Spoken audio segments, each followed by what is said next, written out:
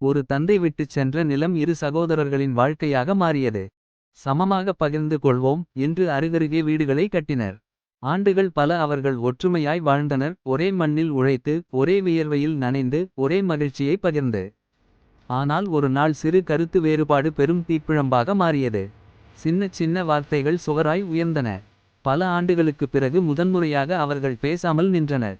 வாரங்கள் நகர்ந்தன. ஒரு காலையில் இளையவன் ஒரு தச்சனை பார்த்தான்.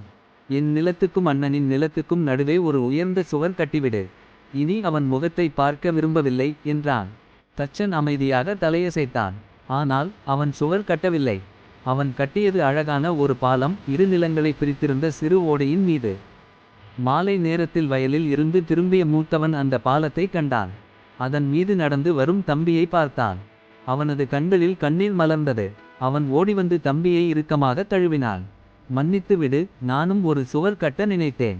ஆனால் நம்மால் உடைந்ததை எப்படி சரிசெய்வது என தெரியவில்லை என்றான்.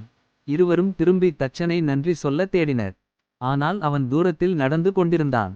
திரும்பி பார்த்து மெதுவாய் சொன்னான், நான் இன்று ஏதோ ஒன்றை கட்ட வந்தேன். ஆனால் உங்களுக்கு தேவை உங்கள் அகம்பாவத்தை தாண்டிச் செல்ல ஒரு பாதை மட்டும்தான்.